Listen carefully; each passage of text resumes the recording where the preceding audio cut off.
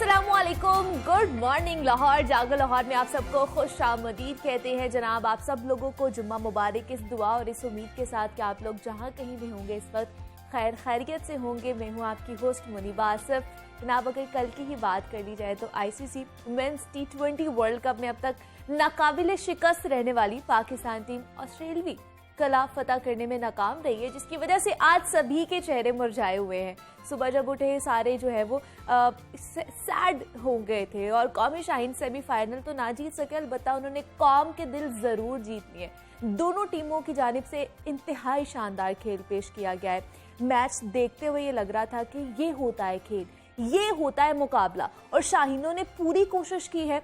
हमने देखा है कि शाहीनों ने किस तरह जान लड़ाई है, लेकिन जीत शायद हमारा मुकद्दर नहीं थी, उनका मुकद्दर नहीं बनी, लेकिन उन्होंने अपना 110% दिया है। कुछ लोगों की तरफ से देखा जा रहा है कि हसन अली को हदफ बनाया जा रहा है, उन पर तनकीद की जा रही है कि उनके कैच छोड़ने की वजह से मैच पाकिस्तान के हाथों से निकला है। लेकिन हमें याद ये रखना चाहिए कि कभी भी कोई भी खिलाड़ी नहीं चाहेगा कि उसकी टीम हार जाए। और जिन हालात में पाकिस्तानी टीम वर्ल्ड कप में गई थी और जिस तरह उन्होंने खेला है, जिस तरह से रिवायती हरीफ भारत को शिकस्त दी है और टूर्नामेंट की वाहद नाकाबिले शिकस्त टीम होने का एजाज भी हासिल किया है, कई रिकॉर्ड तोड़े हैं हमने, तो कई नए रिकॉर्ड भी बनाए। तो कौमी टीम जो है वो इस वक्त दाद की मुस्तहिक है। बेशक हमारी कल जो हमारा दिन नहीं था, लेकिन फिर भी पूरी जो कौम है वो ये कह रही है कि तुम जीतो या फिर हारो, हमें तुमसे प्यार है। और ये रहेगा भी, क्योंकि सेमीफाइनल में हार पर अफसरदा शायकीन क्रिकेट जो है शाहीनों से भरपूर खुश भी हैं। और जनाब, खेल में हार जीत होती रहती है। इंशाल्लाह आने वाला जो टूर्नामेंट है उसमें हम बड़ी कामयाबी समेटेंगे। और इंशाल्लाह इस दफ़ा अगर हम लोग नहीं लेकर आए ट्रॉफी अपने पाकिस्तान, लेकिन अगली दफ़ा लेकर आएंगे। हमारे लिए उन्होंने बहुत खुशी दी है इस टूर्नामेंट में। अगर एक खुशी नहीं हमें मिल पाई तो क्या हो गया है, हम वो वाली सारी खुशियां फरामोश नहीं कर सकते। तो जनाब, अभी भी हम आपसे ये कहेंगे कि आप जीते या फिर हारें, हमें आपसे प्यार है। तब बढ़ते अपनी पहली स्टोरी की तरफ और कुछ बात कर लेते हैं सेहत और फिटनेस के हवाले से। तो जब से कोरोना वायरस की वबा फैलना शुरू हुई है, माहिरीन सेहत की जानिब से कुछ अलामात की बना पर उसे नमूनिया की एक किस्म करार दिया जा रहा था, क्योंकि दोनों बीमारियों में बहुत ज़्यादा मुमासलत पाई जा रही थी। निमोनिया फेफड़ों में होने वाला एक ऐसा खतरनाक इन्फेक्शन है जो लाहक होने के बाद जिस्म में ऑक्सीजन की कमी होने लगती है और जिसके नतीजे में जिस्मानी अज़ा काम करना छोड़ देते हैं और बिलआखिर इंसान की मौत भी वाक़या हो सकती है। एक तहकीक की रिपोर्ट के मुताबिक अगर मैं आपको बताती चलूँ तो तरक्की पजीर ममालिक में शीरखार बच्चों की अमवात की बड़ी वजह जो है वो निमोनिया ही करार दी जाती है। दुनिया भर में इस वक्त 4,37,000 बच्चों, और जबकि पाकिस्तान में अगर बात की जाए तो हर साल कमोबेश 70,000 से ज़ायद बच्चे जो है निमोनिया की वजह से मौत के मुंह में चले जाते हैं। तो आज पाकिस्तान समेत दुनिया भर में ही निमोनिया से मुतालिक आगाही का आलमी दिन मनाया जा रहा है। कोरोना वायरस की वजह से दुनिया भर में निमोनिया को पहले से भी ज्यादा खतरनाक और जानलेवा बीमारी समझा जाने लगा है। निमोनिया के अलामात, बचाव और इलाज क्या होता है, इस पर आज हम बात करेंगे। हमारे साथ इस वक्त मौजूद हैं डॉक्टर शहराम तबस्सुम हैं, चाइल्ड स्पेशलिस्ट हैं। डॉक्टर शहराम, आपको खुश आमदीद कहती हूँ जागो लाहौर में। कैसे हैं आप? Thank you very much. Doctor Shahram, आज जैसे हम लोग निमोनिया से आगाही का दिन जो है वो मनाया जा रहा है, तो उस हवाले से हमें सबसे पहले बताइएगा, निमोनिया बहुत ही, जैसे मैं बता भी रही थी, खतरनाक बीमारी समझी जा रही है बच्चों के अंदर। पहले तो हमारे नाज़रीन को बताइए निमोनिया होता क्या है और क्यों ये इतना ज़्यादा फैलता जा रहा है, ख़ासतौर पर जो शीरखार बच्चे हैं वो मौत के मुँह में चले जाते हैं। देखें, जैसे आपने पहले बताया कि जी निमोनिया जो है वो फेफड़ों की इन्फेक्शन को हम कहते हैं, ठीक है। There are many causes. उसमें जो इन्फेक्शन है वो मुख्तलिफ चीज़ों की वजह से हो सकती है, जिसमें बैक्टीरियल इन्फेक्शंस हैं, वायरल इन्फेक्शंस हैं, ठीक है। वो बच्चों में ज़्यादा काज करती हैं, ठीक है। बच्चों में ज़्यादा होने की वजह ये होती है कि बच्चों की ग्रोइंग पीरियड में होते हैं और उनमें इम्यूनिटी, कुव्वत मुदाफ़त एज़ कम्पेयर टू अडल्ट थोड़ी सी कम होती है, जिसकी वजह से बच्चों में ये फेफड़ों की इन्फेक्शन होने के चांसेस ज़्यादा होते हैं। ठीक है, हाँ जी। तो ये बच्चों में, क्योंकि जब अगर इसकी प्रॉपर ट्रीटमेंट ना दें, प्रॉपर केयर ना करें, तो ये स्प्रेड कर जाती है, जिसे हम सेप्सिस कहते हैं। क्योंकि बच्चों में इन्फेक्शन जब फैल जाए फिर जिस्म को इन्वॉल्व कर लेती है और उसको फिर कहते हैं systemic involvement of the body, जिसमें जिगर भी इन्वॉल्व हो जाता है, फेफड़े और अलावा खून में फैल जाता है। और अच्छा। It can also cause meningitis, ठीक है, जिससे गर्दन तोड़ बुखार कहते हैं। और बच्चों के साथ साथ हम देखते हैं कि ये जो बूढ़े हमारे लोग होते हैं उनमें भी ये बहुत ज़्यादा पाया जाता है उनकी भी वजूहत होती है कि उनकी भी इम्यूनिटी हाँ, लेवल जो है वो लो होना बिल्कुल शुरू हो यही आप जाता सही है। कह रही हैं, लेकिन देखिए एक रिजर्व होता है हर बच्चे का और एक हर अडल्ट का। इन द लेट एजेस वो रिजर्व भी कम हुआ होता है और एज कम्पेयर टू इम्यूनिटी भी जिस तरह लो ही बच्चों में होती मैंने बताया बड़ों में भी इम्यूनिटी कम होती है। तो इसके लिए मुख्तलिफ चीज़ें हैं कि बच्चा उनकी डाइट अच्छी रखनी चाहिए, वैक्सीनेशन करवानी चाहिए, और जिस तरह आजकल स्मोक का भी आपने जिक्र किया, बिल्कुल। It is the leading cause of the pneumonia and one Okay. Of the main cause of infections in Pakistan. लेकिन अमूमन हमें ये बताइए कि किस मौसम में जो है वो निमोनिया हो सकता है और इसकी अलामात क्या क्या हो सकती हैं, बड़ों में क्या हो सकती हैं और जो हमारे लेट एजेस के जो हमारे अफराद हैं उनमें क्या हो सकती हैं? देखिए बेसिकली जो निमोनिया की काजेज होती हैं ना वो जैसे मैंने बताया है बैक्टीरियल होती हैं, वायरस होते ठीक हैं। है। मोस्ट कॉमन जो बच्चों में काजेज होती हैं वो वायरल होती हैं। वायरल की रेप्लिकेशन जो होती हैं वायरसेस जो की हैं वो होती हैं विंटर के मौसम में, ठीक ठीक, और मौसम खज़ा में, ठीक है। मतलब ये इसमें- जो अभी मौसम जी चेंज अभी हो रहा है। मौसम चल रहा है, ठीक। इसी वजह से ना तो इसमें ज़्यादा होती है, क्योंकि सर्दियों की वजह से बच्चों में कोई ऐसी चीज़ें होती हैं, एक प्रोसेस होता है जिसे म्यूकस क्लियरेंस कहते हैं। ठीक है। म्यूकस हमारे जिस जो है फेफड़े हैं उसके अंदर जो नालियाँ होती हैं उसके अंदर ब्रीक से बाल होते हैं, ओके। उनकी क्लियरेंस थोड़ी सी कम हो जाती है ठीक है। और वायरसेस इसके अंदर चले जाते हैं जिसकी वजह से बच्चों को इन्फेक्शन होनी शुरू हो जाती है आस्ता आस्ता। और इसकी वजह से जब वायरसेस अंदर चले जाते हैं तो इम्यूनिटी जिसे कुव्वत मदाफ़त कहते हैं वो थोड़ी सी कम हो जाती है। बिल्कुल। जब कुव्वत मदाफ़त कम होती है तो इन्फेक्शंस ज़्यादा गंदगी की वजह से फिर बैक्टीरियल कोई इन्फेक्शंस हो जाती हैं, ओके। जिसकी वजह से हाई ग्रेड फीवर, सांस की रफ्तार तेज़ होना, इसे हम कहते हैं कि जी डिस्निया, सांस की कमी होना, ठीक। इसकी वजह से बच्चों की उर्फ़ आम में चीज़ें चलती हैं जी पसलियाँ चल रही हैं। अक्सर माएँ हमारे पास आती हैं जी डॉक्टर साहब पसलियाँ चल रही हैं, अच्छा। तो उसकी वो कहते हैं वर्क ऑफ ब्रीदिंग वो बढ़ गया है, ठीक है। ठीक है। तो ये इसकी अलामात होती हैं, बुखार तेज़ होता है, सांस लेने में दिक्कत पेश आती है, बच्चा दूध पीना छोड़ देता है। बेसिकली ये जो सिम्टम्स होते हैं वो एज डिपेंडेंट होते हैं। ठीक है। अगर छोटा बच्चा आएगा तो वो उसके सिम्टम्स कोई थोड़े से डिफरेंट होते हैं, कोई एडल्ट आएगा उसके डिफरेंट अलग होते हैं, क्योंकि जो एडल्ट्स हैं दे कैन एक्सप्रेस देमसेल्व्स कि डॉक्टर साहब हमें ये मसला हो रहा है, सांस लेने में दर्द हो रहा है, जिस्म में दर्द हो रही है, सांस लेने में दिक्कत आ रही है, बुखार हो रहा है। ठीक है। But in kids you have to assess the patient properly, ठीक है। ठीक है। उसमें आपने ये देखना है कि उसकी सांस की रफ्तार तेज़ तो नहीं है, उसको सांस प्रॉपर आ रहा है कि नहीं आ रहा, और फिर हम ऑस्कल्टेशन जिसमें खुद चेक करके हम देखते हैं कि कोई इसमें साउंड चेंज तो नहीं हुई बच्चे की, वो doctor can tell the patients and attendants.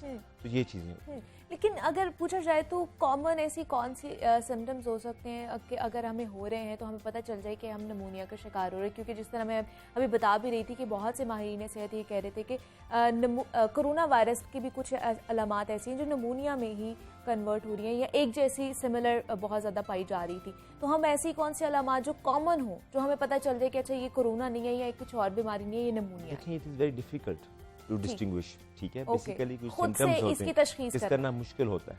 उसमें basically common this is umbrella, pneumonia is umbrella कि एक अम्ब्रेला जिसके नीचे कई बीमारियों की वजह की वजह से निमोनिया हो सकता है, ओके। ठीक है। जैसे मैंने पहले बताया corona virus is also a virus as we all know. देखें उसमें उसकी जो होती है शुरू में जो सिम्टम्स आते हैं बुखार, खांसी, नज़ला ज़ुकाम, ये कॉमन सिम्टम्स होते हैं, ठीक है। उसके बाद जो आप कंफर्म कर सकते हैं ना कुछ रेडियोलॉजिकल जिसमें हम एक्सरे करवा के चेक करते हैं, ठीक है। सीटी स्कैन पे हम डायग्नोज कर सकते हैं, जिस तरह के बहुत से लोगों को इस चीज़ों का बहुत ज़्यादा अच्छी तरह पता चल चुका है, क्योंकि ओवर द 2 years लोगों ने खुद इन डिटेल में ये बड़ा डिस्कस किया पढ़ा है, तो इसमें ये चीज़ें होती हैं। लेकिन जो कन्फर्मेटरी टेस्ट होता है ना वो PCR होता है, ठीक है। PCR से हम कंफर्म करते हैं कौन सा वायरस काज कर रहा है, ठीक है। ठीक है। और इसके अलावा जो बच्चों में होता है ना कि निमोनिया की काज बैक्टीरियल हो, तो बैक्टीरिया में बाज़ औक़ात आपके ब्लड कल्चर से हम कंफर्म करते हैं, लेकिन ब्लड कल्चर जो है वो इसकी इतनी सेंसिटिविटी होती नहीं है, वो पिक नहीं करते, ठीक है। ठीक है। लेकिन जो मेन टेस्ट जो होता है जो करवाने के हम कंफर्म करते हैं कि आया कि ये निमोनिया है या नहीं है, वो basically chest x ray, chest x ray पे हम करते हैं और according to the condition of the patient इसको ट्रीट किया जाता है। लेकिन अगर वैसे जैसे मैंने पहले बताया बुखार हो रहा हो, खांसी हो रही हो, तो उसको एट स्टार्ट ही किसी फिजिशियन को चेक करवाएं या किसी डॉक्टर को चेक करवाएं, ताकि अगर कोई मसला हो तो उसको बढ़े ना, क्योंकि इसकी प्रॉपर ट्रीटमेंट लेनी होती है। अगर प्रॉपर ट्रीटमेंट ना ली जाए तो फिर वो वर्स हो जाता है, उसकी कंडीशन वर्स होना शुरू हो जाती है। लेकिन अगर देखा जाए तो इसका बचाव कैसे मुमकिन हो सकता है, मतलब हम अपने बच्चों को किस तरह बचा सकते हैं कि निमोनिया ना हो उन्हें? देखें उसकी सबसे बड़ी वजह जो है ना हमारे मुल्क में, जैसे पहले हम बताते रहते हैं कि न्यूट्रिशन में मोस्ट कॉमन जो चीज़ है, न्यूट्रिशन की हमारे मुल्क में बड़ी डेफिशिएंसी है। कई ये नहीं है कि एक इग्नोरेंस है, ये न्यूट्रिशन की इग्नोरेंस है। बहुत लोग बड़ी अच्छी क्लास से भी होते हैं लेकिन ये don't know how to feed their child. ज़्यादातर जोर माओ का ये होता है कि जी हम अपने बच्चों को दूध पिला दें किसी तरीके से, ठीक है, दूध पिए। दूध में इंडो पाक में ये जो हम इस खित्ते में रहते हैं उनमें ये बड़ा कंसेप्ट है कि जी दूध में बहुत ताकत है। एग्जैक्टली, दूध पियेंगे तो शायद वो गजायत उनकी पूरी हो जाएगी। देखिए जो दूध है ना, जो मिल्क है, it is a part of balance diet, not a balance diet. ठीक है, तो वो ये है कि एज डिपेंडेंट हमारी न्यूट्रिशन होती है, तो वो अपनी न्यूट्रिशन ठीक करें। अगर किसी को नहीं पता, वैसे तो घर में आपस में लोग जिनके बच्चे पहले होते हैं वो गाइड कर देते हैं, डॉक्टर से पहले मशवरा लिया होता है उन्होंने, लेकिन अगर फिर भी कोई इशू हो रहा है 6 मंथ्स तक इंक्लूसिव ब्रेस्ट फीडिंग करवाएं। ठीक है, breast feeding is the best method, ठीक है, जो कि वो अल्लाह ताला की तरफ से एक बेस्ट, जिसमें इम्यूनोग्लोबुलिन्स होते हैं और बड़ी चीज़ें होती हैं जो बच्चों को ताकत देती हैं। उसके बाद फिर दूध के अलावा दूसरी चीज़ें 6 माह के बाद ऐड करना शुरू करें। और दूसरी चीज़ें हमारी गवर्नमेंट का EPI प्रोग्राम है, एक तो न्यूट्रिशन है, दूसरा EPI प्रोग्राम होता है जिसमें वैक्सीनेशंस लगती हैं, ठीक, जिसमें निमोनिया की वैक्सीनेशंस हैं और मुख्तलिफ बीमारियों के खिलाफ वैक्सीनेशन हैं। ठीक है, तो ये आपकी प्रिवेंशन को, और फिर उसके बाद आप किसी, जिस तरह आप स्मोक है, क्या कहते हैं, खुली फ़िज़ा में रहें बच्चे, कंजेस्टेड माहौल में ना रहें। अगर कोई बच्चे, आजकल जो बच्चे पैदा होते हैं, अगर किसी को कोई फ्लू है, कोई मसला है, तो अवॉइड करें किसिंग करना, उसको हग करना, क्योंकि ये ट्रांसफरेबल होती हैं, कम्युनिकेबल है, तो उसको अवॉइड करना चाहिए। तो अगर एक बच्चे का देखा जाए, अगर 1 साल का बच्चा है तो उसकी बैलेंस डाइट क्या हो सकती है, मतलब दूध के साथ साथ क्या चीज़ें और हम ऐड ऑन कर सकते हैं? देखिए, मैंने जैसे पहले आपको कहा है ना कि ये होती हैं एज डिपेंडेंट।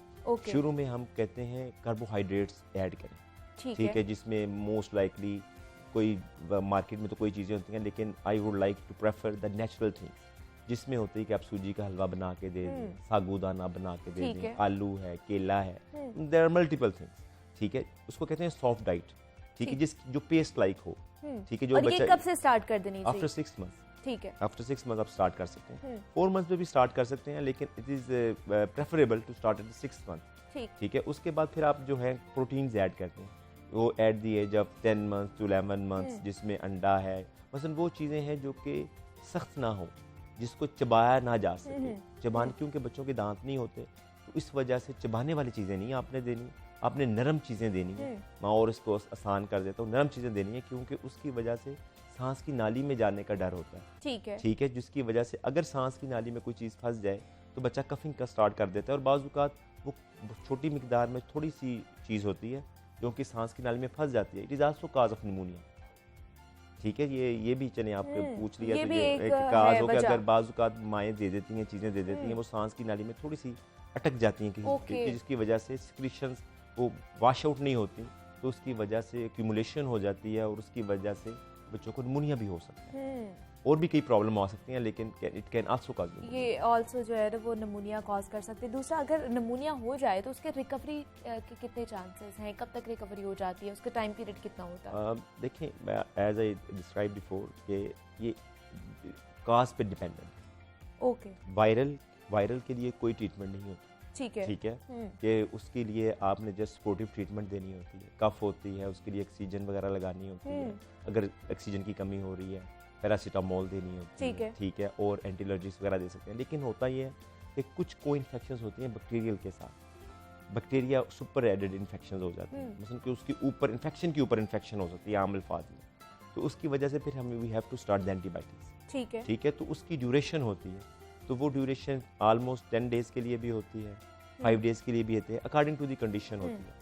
लेकिन जो क्राइटेरिया होता है वो ये कहते हैं कि जी at least 72 hours fever free period रहे, तो उसमें हम फिर बच्चों को ट्रीट करते हैं। ठीक है जी, डॉक्टर शहराम तबस्सुम हमारे साथ मौजूद है, चाइल्ड स्पेशलिस्ट हैं, और हम बात कर रहे थे जनाब निमोनिया के आगाही का दिन जो है आज मनाया जा रहा है। सर, बहुत शुक्रिया आपके वक्त का, आप यहाँ पर आए हैं और इस हवाले से हमारे साथ गुफ्तगू की है। जनाब दीद भी आपसे बात करेंगे, या वक्त एक छोटी सी ब्रेक का, मिलते हैं इस ब्रेक के बाद।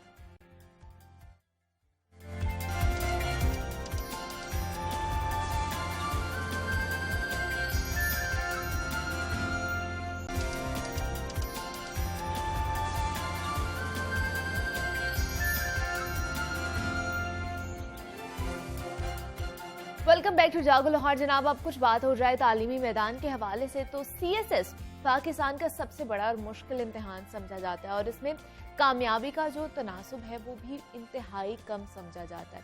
हर साल हज़ारों कैंडिडेट्स हम देखते हैं कि पेपर्स देते हैं, लेकिन सिर्फ चंद 100 ही इम्तिहान में पास कर पाते हैं। अब इस टेस्ट को मजीद मुश्किल बनाने की तैयारी की जा रही है। वफाकी काबीना से मंजूरी मिलने के बाद CSS के तहरीरी इम्तिहान 2022 से कबल वफाकी पब्लिक सर्विस कमीशन फरवरी में स्क्रीनिंग टेस्ट लेगा, जिसका मकसद इम्तिहान देने वाले गैर संजीदा उम्मीदवारों को फिल्टर करना है, जिससे इम्तिहान का जो मुकम्मल दौरानिया है वो 20 से कम होकर 12 माह रह जाएगा। तो इस हवाले से फेडरल सर्विस कमीशन का कहना है कि CSS इम्तिहान के लिए 40,000 उम्मीदवार अप्लाई करते हैं, लेकिन उनमें से सिर्फ 18,000 ही तहरीरी इम्तिहान में बैठते हैं। FPSC को 40,000 उम्मीदवारों का ही इंतजार करना पड़ता है। तो स्क्रीनिंग टेस्ट लाजमी मज़ामीन पर मुश्तमिल होगा, जिसमें 33% नंबर लेने वाला ही उम्मीदवार कामयाब करार पाएगा। तो इस टेस्ट के क्या नताइज मुरतब होंगे, इस टेस्ट की तैयारी कैसे की जाएगी और क्या वाकई ही इससे गैर संजीदा जो लोग हैं वो फिल्टर हो सकेंगे, इस पर आज हम बात करेंगे। हमारे साथ इस वक्त मौजूद हैं फाखिरा फ़रूक हैं, जो CSS मंटूर हैं और गुज़श्ता कई सालों से इस फील्ड से वाबस्ता भी हैं। फाखिरा, मैं आपको खुश आमदीद कहती हूँ जागो लाहौर में। कैसी हैं आप? मैं बिल्कुल ठीक, अल्हम्दुलिल्लाह। फाखिरा, आज हम बात करें कि CSS एक ऑलरेडी उसको बड़ा एक मुश्किल इम्तिहान समझा जाता है पाकिस्तान में। अब उसका स्क्रीनिंग टेस्ट भी लेने की जो है वो ऐलान कर दिया गया है। तो पहले ही CSS का सोच के स्टूडेंट्स काफ़ी डर गए हैं। तब स्क्रीनिंग टेस्ट की क्या वजूहात आपको लगती हैं, क्यों लिया जा रहा है ये? देखिए, इसकी जो बुनियादी वजह है वो तो यही है कि हर साल बहुत सारे ऐसे कैंडिडेट्स आते हैं जो कि बहुत ज़्यादा सीरियस नहीं होते टुवर्ड्स CSS, एंड क्योंकि एक नॉन सीरियस एटीट्यूड होता है और उस तरह से उनकी तैयारी भी नहीं होती, तो उसमें फिर FPSC के लिए एज एन ऑर्गेनाइजेशन भी इट बिकम्स वेरी डिफिकल्ट कि इतने ज़्यादा बच्चों को मैनेज करना, जिसमें से बहुत सारे एप्लीकेंट्स एक दफ़ा भेज के अपनी एप्लीकेशन दे डोंट बॉदर कि हम एग्जाम में बैठें। ठीक है। सो एक उस चीज़ पे फिल्टर लगाने के लिए, और दूसरा एक बड़ी इंपॉर्टेंट चीज़ ये भी है कि देखें वर्ल्ड वाइड आप जिस भी सिस्टम को देख लें, GRE है, GMAT है, SATs हैं, ये जितने भी एग्ज़ाम्स हैं, इन सब के अंदर gauging intelligence is basically all through a more objective approach. तो उसमें एक तो इट्स लेस टाइम कंज्यूमिंग, और दूसरा एक इंपॉर्टेंट एस्पेक्ट ये आ जाता है कि एक बड़ा अच्छा फिल्टर लग जाता है on the more serious candidates. और जो ऑलरेडी पढ़ भी रहे हैं, वो एक MCQs वाला एलिमेंट ऐसा होता है कि क्योंकि उसमें रट्टा लगाना होता है बहुत ज़्यादा, तो बहुत सारे स्टूडेंट्स उससे घबराते हैं, तो वो एट टाइम्स उस वजह से भी उनका फाइनल में जाके स्कोर कम हो जाता है। इससे फ़ायदा ये होगा कि स्क्रीनिंग अगर इनिशियली शुरू में हो जाती है तो दिल भी मोर सीरियस, और दूसरा ये है कि आगे जाके भी उनका स्कोर बेहतर हो जाएगा, क्योंकि MCQs में दे बी परफॉर्मिंग बेटर। मतलब आपको क्या लगता है ये अच्छी ही चीज़ें होना चाहिए था? बिल्कुल होना चाहिए था। This was very important filter करने के लिए जो आपके ज़्यादा सीरियस कैंडिडेट्स हैं उनको, मतलब ज़्यादा से ज़्यादा सीट्स बन सके। गैर संजीदा लोगों की वजह से सीट्स जो है वो ऑक्युपाइड हो जाती हैं, और जो कैंडिडेट्स होते हैं जिनको सही में कुछ करना होता है वो पीछे रह जाते हैं। दूसरा, अब इसकी वजह से बहुत से कैंडिडेट्स अब ये सोच रहे हैं कि हम लोगों ने कैसे करना है, क्या करना है स्क्रीनिंग टेस्ट के लिए, क्या हमें कोई अकेडमी ज्वाइन करनी चाहिए, इसके लिए कोई अकेडमी ज्वाइन करनी चाहिए, ज़रूरत है इसके लिए हमें? देखिए, मैं तो हमेशा स्टूडेंट्स को ये कहती हूँ कि 2 तरह के बच्चे होते हैं। एक वो होते हैं जिन्होंने एक्चुअली पढ़ना होता है और वो खुद से भी घर पे उतना ही अच्छा पढ़ सकते हैं जितना कि कोई स्टूडेंट जो एकेडमी में जा रहा है वो पढ़ रहा है। ठीक। अकेडमीज़ का जो एक कॉन्सेप्ट लोगों ने बनाया हुआ है कि हम अगर एकेडमी जाएंगे तो इसका मतलब है कि हमें एक शॉर्ट टिकट मिल गई है कि हमारा CSS जो है वो हो जाएगा, हो ही जाएगा। देखिए, आप कहीं भी जाते हैं किसी भी टीचर के पास, किसी भी एकेडमी में, तो वहाँ पे पर्पस सिर्फ ये होता है कि आपने बच्चों को गाइड करना होता है, लेकिन अल्टीमेटली जो एफर्ट होती है वो तो स्टूडेंट की अपनी होती है, क्योंकि कहीं भी जाके ये इंश्योर नहीं किया जा सकता कि जी कामयाबी जो है वो आपको मिलेगी, क्योंकि स्टूडेंट की अपनी कंसिस्टेंसी बहुत मैटर करती है। और जो स्क्रीनिंग टेस्ट है, इसमें एज सच कोई ऐसी चीज़ नहीं है जो स्टूडेंट्स के सिलेबस में ऑलरेडी नहीं थी, बिसाइड्स उर्दू के एक सब्जेक्ट के। और उर्दू एक ऐसा सब्जेक्ट है जो शुरू से इट्स आवर नेशनल लैंग्वेज, जो बच्चों को वैसी एक बेसिक कमांड इस पे होनी चाहिए। तो उर्दू के अलावा तो बाकी सारे वही सब्जेक्ट्स हैं जो उनके ऑलरेडी कंपल्सरीज में थे, तो इट्स नथिंग न्यू जो उन्होंने उसके लिए पढ़ना है। मतलब वही सिलेबस होगा, वही चीजें एक्सपेक्टेड होंगी जो हम पढ़ रहे होंगे। बिल्कुल, एग्जैक्टली। और ये उन्होंने ऑलरेडी मेंशन भी किया हुआ है कि इसका डिफिकल्टी लेवल जो है, क्योंकि बहुत सारे स्टूडेंट शुरू में घबरा गए थे कि शायद वो GRE GMAT वाले सीक्वेंस में it's going to be something very tough, तो वो वाला उस तरह से कोई भी एज सच इसके अंदर सिनेरियो नहीं है, क्योंकि उन्होंने बताया हुआ है कि इसका लेवल जो है it's going to be very preliminary, बड़ा बेसिक लेवल के ऊपर they going to be testing students knowledge. तो क्या इसमें क्या लगता है, शॉर्ट क्वेश्चंस आएंगे, एमसीक्यूज आएगा, किस तरह का जो आ सकता अच्छा, है? अभी तक तो उन्होंने जो ओवरऑल पैटर्न इसमें बताया है वो इसी तरह से है कि देखें जो सब्जेक्ट्स उन्होंने एक्चुअली इसमें पॉइंट आउट किए हैं ना, उसमें प्राइमरीली दो बड़ी इंपॉर्टेंट चीज़ें हैं। वो ये हैं कि 2 स्टूडेंट्स को बहुत ज़्यादा एज मिलेगा, और वो वाले स्टूडेंट्स हैं, एक वो जिनकी मैथमेटिक्स बहुत अच्छी है, क्योंकि मैथमेटिक्स को उन्होंने दिए हैं 60 marks, which still at this point does not make sense, क्योंकि आपका एक एग्जाम है जिसमें पिछली दफ़ा अभी तकरीबन 220 प्लस स्टूडेंट्स क्वालिफाई हुए, और उसमें अराउंड 60 प्लस जो थे दे वर इंजीनियर्स। ठीक। सो अब द थिंग इज कि वो एक आप डायरेक्ट एज दे रहे हैं बाकी स्टूडेंट्स के ऊपर उनको, क्योंकि 60 मार्क्स तो एबिलिटी के हैं और 66 आपको टोटल चाहिए क्लियर करने के लिए। ठीक। And then on the other hand English जो है उसको आपने 50 दिए, चलें दैट इज समथिंग इंपॉर्टेंट, आपका पूरा एग्जाम उस लैंग्वेज में एक्सप्रेस करना आना चाहिए। बाकी आपकी जनरल जो है जनरल साइंस है जीके के अंदर, फिर उसके अंदर वी हैव जीके, उसमें साइंस के अलावा आपके पास जो है पाकिस्तान अफेयर्स है, करंट अफेयर्स है, तो ये तो वो सब्जेक्ट्स हैं जो स्टूडेंट्स वैसे भी पढ़ रहे होते हैं। ठीक है। उर्दू एक नया एलिमेंट है जिससे काफ़ी सारे बच्चे, क्योंकि वो उर्दू से उस तरह से इन टच नहीं रहते, तो वो थोड़ा सा घबरा गए कि जी उर्दू ग्रामर दोबारा देखनी पड़ेगी, लेकिन वो भी उन्होंने बेसिक ही बताया, it's not going to be subjective answers नहीं होंगे, basically it's going to be an MCQ based test. तो इसके अंदर उनके ओवरऑल जो है वो चॉइसेस दी हुई होंगी आंसर्स की जो उन्होंने फिल इन करनी होंगी। तो इसमें कितने मार्क्स रिक्वायर्ड होंगे पास होने के लिए? इसके अंदर देखें 33% मार्क्स जो हैं वो इसकी बेसिक रिक्वायरमेंट है। ठीक है। टोटल 200 मार्क्स का एग्जाम होगा, जिसमें 66 मार्क्स जो हैं उनको पासिंग के लिए चाहिए होंगे। लेकिन इसके अंदर फिर ये है कि क्योंकि 200 ओवरऑल एमसीक्यूज हैं, तो टाइम भी वो 200 मिनट्स ही दे रहे हैं। सो नेचुरली वो जो एक मैथ्स वाली मैं पहले बात करी थी, वो प्रॉब्लम इस वजह से होगा कि जिन लोगों की अच्छी नहीं है उनके लिए एवरी एमसीक्यू हैज़ 1 मिनट। तो अगर वो मैथ्स पहले करते हैं, उस पर ज़्यादा टाइम लगा देते हैं, या फिर अगर बाद में दे गो फॉर इट, तो उसमें it's going to take them some time. तो प्रैक्टिस तो इसके लिए डेफिनेटली स्टूडेंट्स को करनी पड़ेगी और ज़्यादा करनी पड़ेगी, थोड़ी सी ज़्यादा करनी पड़ेगी। और कब से स्टार्ट कर देनी चाहिए उन्हें, आपको लगता है? प्रैक्टिस तो they should start right away, क्योंकि इसमें एक एस्पेक्ट ये भी है ना कि अब बहुत सारे, क्योंकि देखिए फरवरी में जनरली एग्जाम होते हैं बिल्कुल। अब प्रॉब्लम इस दफ़ा ये आया कि अब बच्चे अभी तैयार थे, वो अलग अलग जगहों पे मॉक्स दे रहे थे, टेस्ट दे रहे थे, but now the thing is कि क्योंकि स्क्रीनिंग आ गया, इससे सारी डेट्स जो हैं वो अभी चेंज हो गई हैं। Exactly, तो अब फरवरी के अंदर instead of having the subjective exam they going to be having this MCQ exam, screening होगा उनका। तो अब 20 फरवरी को जब ये एग्जाम होगा, तो उस तक पढ़ने के लिए नेचुरली अब वो एक दफा यस, तो वो थोड़ा सा दे हैव इनफ टाइम, क्योंकि चीज़ें तो वही हैं जो उन्होंने रिवाइज करनी है। तो मैं तो कहूँगी कि तैयारी तो अभी से शुरू करेंगे तो फरवरी तक they going to get done with it. लेकिन क्या लगता है आपको, ये जो इनिशिएटिव लिया गया स्क्रीनिंग टेस्ट का इम्तिहान से पहले, ये जो है उम्मीदवारों की, कैंडिडेट्स की जो बेहतर क्वालिटी उनको प्रोवाइड करेगा? क्योंकि हम, जैसे मैं पहले भी बता रही थी कि हर साल मतलब हजारों लोग जो है इसमें अप्लाई करते हैं, लेकिन कुछ 100 लोग हैं जो पास हो पाते हैं। तो इससे मेरे ख्याल से फिल्टर हो के और एक हमारी जो क्वालिटी है वो बेहतर हो जाएगी। बिल्कुल, ये जो अभी आपने बात की है ना कि वो काफ़ी हज़ारों लोग अप्लाई करते हैं और कुछ 100 बीच में से क्वालिफाई करते हैं, दिस इज़ एक्चुअली ये एक बड़ा एक डायलेमा है जो CSS के साथ अटैच कर दिया है कि जी इस एग्ज़ाम में तो पासिंग रेशो जो है वो हर साल it keeps going down, but फिर वही वाली बात है ना कि उसमें क्योंकि एक नॉन सीरियस एलिमेंट बहुत ज़्यादा होता है कुछ कैंडिडेट्स में, और दूसरा वो स्कोरिंग पोटेंशियल देखें, हर एग्ज़ाम की एक अपनी नेचर होती है। CSS के अंदर अगर हम MCQs को देखें तो दे ओवरऑल अगर सारे एग्जाम्स के मिला के they give you above 200 marks, लेकिन ये वो वाला स्कोर होता है जिसके ऊपर हर स्टूडेंट उस तरह से एम्फेसाइज नहीं करता, क्योंकि फिर वही रट्टे वाला एलिमेंट है ना, तो हर स्टूडेंट का तो वो इतनी अच्छी मेमोराइजेशन नहीं होती। लेकिन स्क्रीनिंग से जब वो वाला एक एलिमेंट आएगा तो फिल्ट्रेशन तो डेफिनेटली होगी, सीरियस कैंडिडेट्स भी आएंगे और आगे जाके जो रिटन स्कोर है वो भी इम्प्रूव होगा कैंडिडेट्स का, so hopefully passing ratio should go up as well. तो आपको क्यों लगता है, मतलब सबका ही ये मिथ है, ये क्या है, ये आप लोग हमें बता सकते हैं कि क्यों सबको लगता है कि बहुत ही ज़्यादा मुश्किल है CSS का इम्तिहान देना? वाकई मुश्किल है, ऐसा है?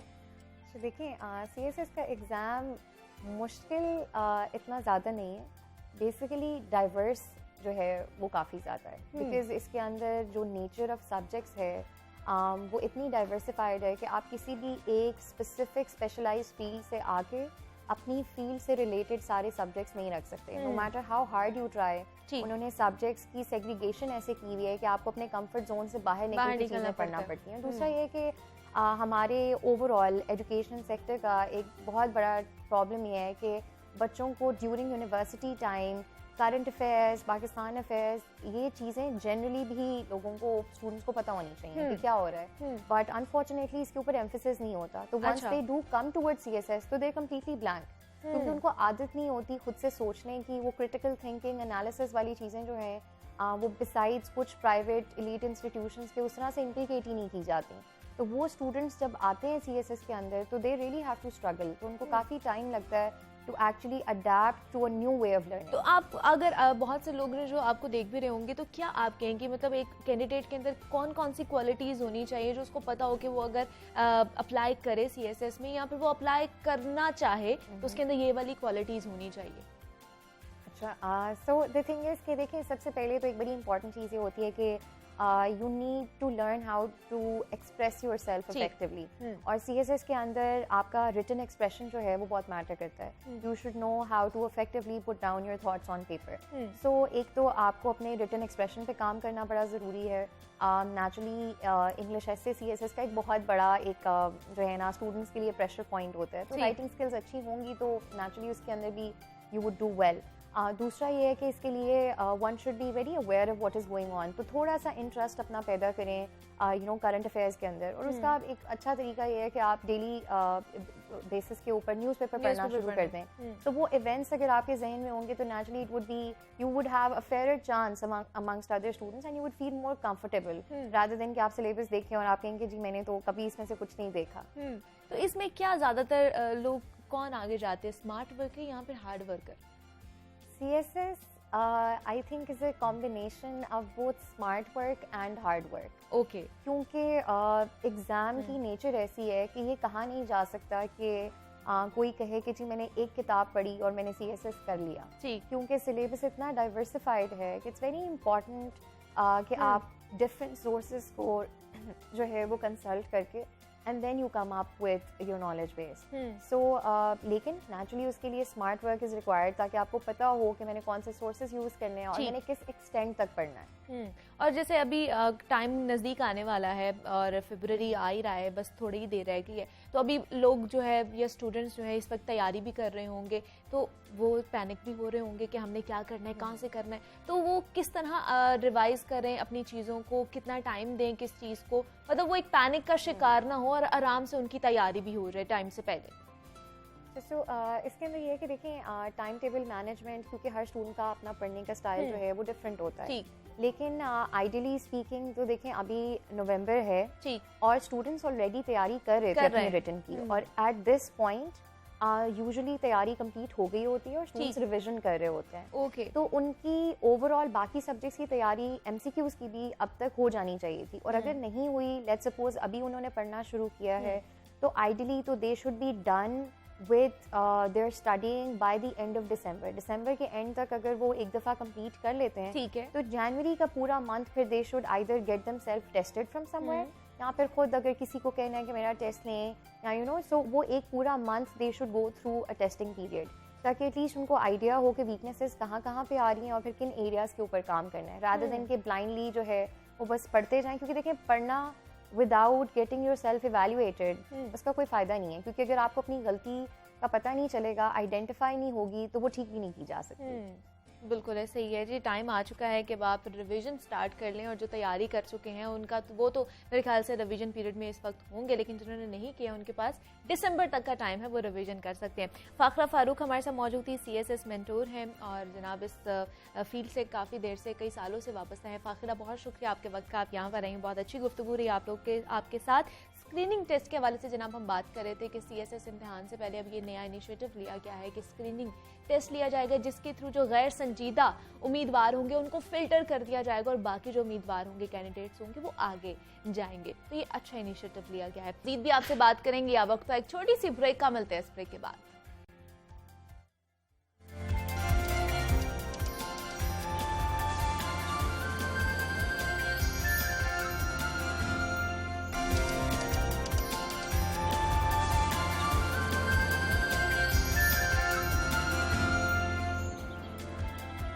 वेलकम बैक टू जागो लाहौर। जनाब शकीब जलाली ने क्या खूब कहा है कि वहाँ की रोशनियों ने भी जुल्म ढाए बहुत, मैं उस गली में अकेला था और साए बहुत, किसी के सर पे कभी टूट कर गिरा ही नहीं, उस आसमान हवा में कदम जमाए बहुत। जनाब साहिब असलूब शायर शकीब जलाली को हमसे बिछड़े इस वक्त 55 बरस बीत गए और उर्दू अदब के चाहने वाले उनकी बरसी आज मना रहे हैं। शकीब जलाली का असल नाम सैयद हसन रिजवी था और वो 1 अक्टूबर 1934 को अलीगढ़ के करीब एक कस्बे जलाली में पैदा हुए थे। 1950 में वो पाकिस्तान आ गए, जहां मुलाजमतों के सिलसिले में वो मुख्तलिफ शहरों में मुकीम रहे। शकीब जलाली एक मुनफरिद असलूब के शायर थे। उन्होंने बिलाशुबा गजल को एक नया लहजा दिया।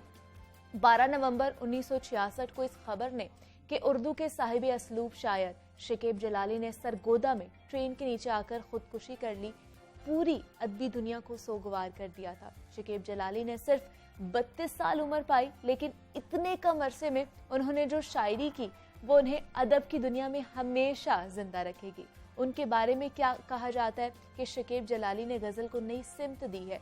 इस बात से क्या मुराद है, इस पर आज हम बात करेंगे। हमारे साथ इस वक्त मौजूद हैं अहमद हमाद साहब, हैं शायर हैं और अदीब भी हैं। अहमद साहब, मैं आपको खुश आमदीद कहती हूँ जागो लाहौर में। कैसे हैं आप? जी शुक्रिया बहुत, मैं ठीक हूँ। मुनीबा, आप कैसी हैं? मैं भी बिल्कुल ठीक ठाक। अहमद साहब, आज हम बात कर रहे हैं शकीब जलाली के हवाले से कि उन्होंने सिर्फ 32 साल उम्र पाई, लेकिन उन्होंने ऐसी मार्कतुल आला किस्म की शायरी की है कि उन्हें गज़ल का इमाम कहा जाता है। इस पर हम रोशनी डालिए हमारे लिए भी और हमारे देखने वालों के लिए कि क्यों उन्हें गज़ल का इमाम कहा जाता है। सबसे पहली बात तो हमें अंडरस्टैंड करने की जो ज़रूरत है वो ये है कि गीत, गज़ल और नज़म में क्या फ़र्क है और इनका लिंक क्या है। ठीक है, बड़ी अच्छी एक बात डॉक्टर वज़ीर आगा ने कही। उन्होंने कहा कि गीत जो है वो बिल्कुल नौमौलूद बच्चा है। ठीक है। जब वो टीन एज में होता है तो वो गज़ल बन जाता है। अच्छा। जब वो मेच्योरिटी की उम्र पे पहुंचता है तो वो नज़म बन जाता है। नज़म मुनज़्ज़म मरबूत जहन की पैदावार होती है। बिल्कुल। जबकि गज़ल को हमारे ही एक बड़े मशहूर नक्काद हैं, उन्होंने कहा था कि ये नीम वहशी सिन्फ है। अच्छा। वहशी मुकम्मल नहीं है, नीम वहशी है। क्यों भला? इसलिए कि इसमें सिर्फ 2 लाइनें होती हैं, यानी 2 मिसरे होते हैं और दोनों मिसरों से एक शेर बनता है। एक गज़ल में अगर 5, 7, 10 अशार हैं तो हर शेर का मौजू मुख्तलिफ हो सकता है। तो ये बिल्कुल ऐसा ही है कि जैसे जंगल में कोई जानवर है, अटकेलियाँ कर रहा है, उछल के उधर चला गया, फिर उछल के उधर चला गया। तो गज़ल में शेर भी मौजू के एतबार से इसी तरह ही होता है कि एक मौजू अगर जहन्नुम का है, दूसरा जन्नत का हो सकता है, तीसरा कुफ्र का हो सकता है, चौथा ईमान का हो सकता है। तो इस तरह नीम वहशी गज़ल है। तो गोया ये बात मैंने इसलिए की है कि हमें ये पता होना चाहिए कि गीत, नज़्म और गज़ल में गज़ल का मकाम क्या है, पहले ये पता चले, उसके बाद हम देखेंगे कि उर्दू गज़ल का क्या है। तो गीत जो है वो एक मिसरे का सारा काम होता है। एक मिसरे के गिर्द आपने सारी अपनी शरीयत जो है वो कम्युनिकेट करनी होती है। गज़ल 2 मिसरों की चीज़ है और जबकि नज़्म है वो मरबूत, वो कई लाइन बना के पूरा एक आपको एक और ही फ़ज़ा में ले जाता है, एक नई दुनिया बनाती है नज़्म। तो जो शकीब साहब थे वो उर्दू गज़ल की जदीद उर्दू गज़ल के इमाम है ना, वो कहलाए जाते थे। वो क्यों कहलाए जाते थे?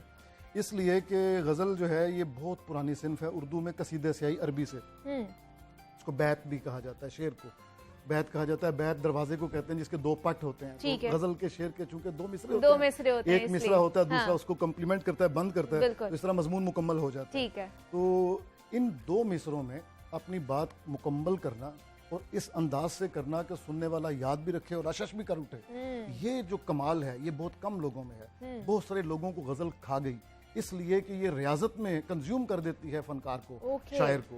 तो शकीब साहब का ये जो तखस्सुस था या जिसकी वजह से आज हम उनको याद कर रहे हैं, तो सिर्फ 32 साल अल्लाह ताला ने उनको ज़िंदगी दी, लेकिन उस ज़िंदगी में भी उन्होंने ऐसे कमालात दिखाए गज़ल में कि अहमद नदीम कासमी साहब जैसा अजीम आदमी वो ये कहता है कि वो काफिला सलार है हमारी नई गज़ल का। वो क्यों काफिला सलार है? इसलिए काफिला सलार है कि उसने गज़ल में नई सिंबलिज्म को इंट्रोड्यूस करवाया, नई अलामत निगारी उसने की, नई फ़ज़ा बनाई, फ़ज़ा को बोझल नहीं होने दिया, शेरियत पे कॉम्प्रोमाइज़ नहीं किया। लोग नित नए तजर्बे करते हैं, हमारे पास आते हैं स्टूडेंट्स शायरी लेके और वो कहते हैं कि हमने सुना है कि गज़ल ऐसी हो जो चौंका दे, शायरी ऐसी हो जो चौंका दे। उस चौंका देने के चक्कर में बड़ी मज़का खेज़ बातें भी करते हैं। मतलब उन्होंने एक मिसाल दी, उन्होंने कहा कि एक आदमी ने हाथी को खिड़की कहा। वो कहता है कि आपने खिड़की क्यों कहा? वो कहा कि लगता मुझे ऐसे है कि उसके 2 कान, खिड़की के 2 पट होते हैं, तो मैं हाथी को खिड़की कहता हूँ। कहते हैं कैसे मज़का खेज़ ये अलामत बनी है शायरी के लिए। तो कहते हैं कि शकीब साहब में लेकिन ऐसा नहीं था।